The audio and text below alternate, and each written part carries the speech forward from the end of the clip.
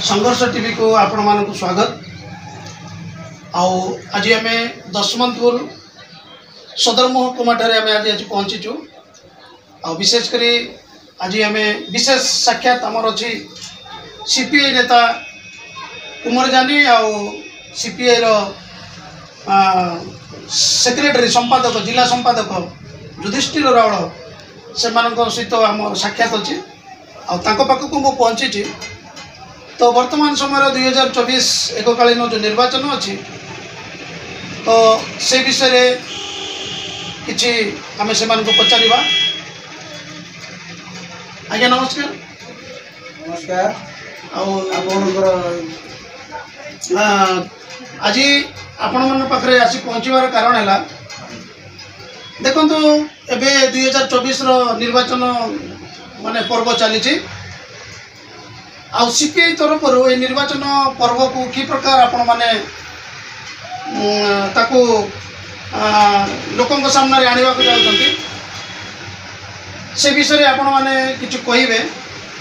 आ देखंतो CPI 10 वर्ष काल कोरापुट जिल्ला रे लड़ी नाही। सीपीआई रो कोनोसी नेता छिड़ाई नथिले किंतु वर्तमान एबे 2024 निर्वाचन रे सीपीआई नेता निज निज प्रार्थीपत्र दाखल करी निज निज निर्वाचन मंडल से छिड़ाई। विशेषकर कोरापुट जिलार गोटे जगह हुए तो आम देखिपुँ से विषय विशेषकर यही निर्वाचन विषय सीपीआई रो मत कौन मुदा कौन आउ पब्लिक रे सीपीआई रो कौन माने बाणी थी से शुणाइवाई आप कहे आज्ञा आप टीवी माध्यम धन्यवाद जनाऊँ।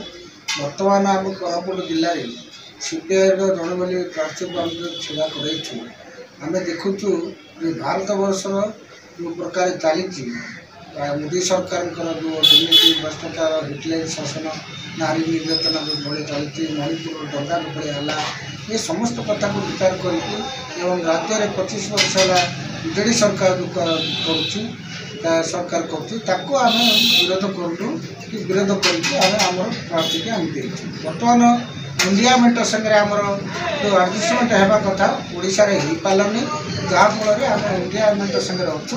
इंडिया मेट जो मैंने पार्ट जो अच्छे आम समर्थन कर सहित आम दल प्रार्थी को आम जितवा चेष्टा कर।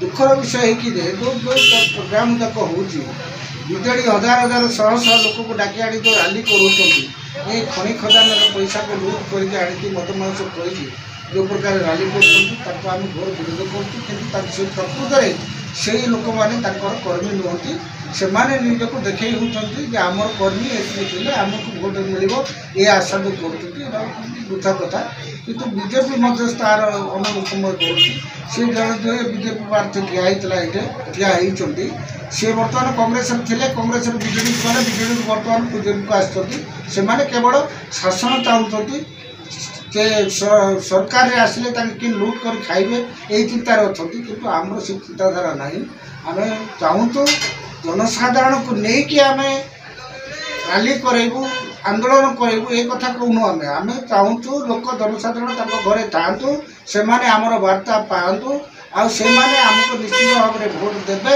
आम से संग्राम करूँ।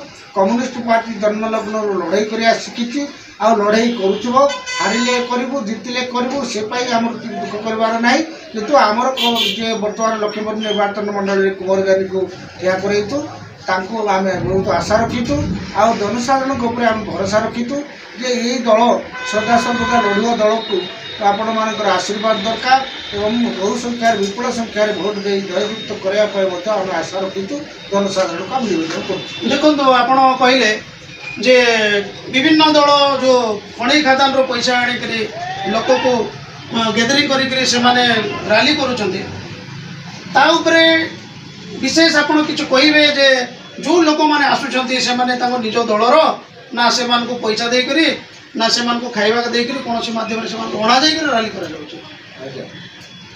देखो विशेष करके सेमान निजर हाथ पैसा नहीं दलीय पैसा जहाँ मिलूँ आमर ये जोड़ा अच्छी कोड़िका माली जो खनि चलती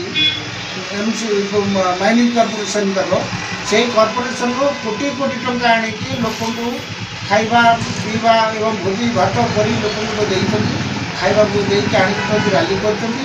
ସେସବୁ ଲୋକ ସେମାନଙ୍କର ନୁହନ୍ତି, କିନ୍ତୁ ପ୍ରକୃତରେ ଆମେ ଯାହା ଚାହୁଁଛୁ ଆମର ଲୋକ ଆମର ମାନେ 10 ହଉ 15 ହଉ 20 ହଉ ଯେତିକି ଆମର ବୁଲୁଛନ୍ତି, ଆମର ଠିକ୍ ସଲିଡ୍ କର୍ମୀମାନେ ଅଛନ୍ତି, ସେମାନେ ଗାଁ ଗହଳିରେ ବୁଲୁଛନ୍ତି, ଗାଁ ଗହଳିର ଲୋକଙ୍କୁ ବୁଝାଉଛନ୍ତି।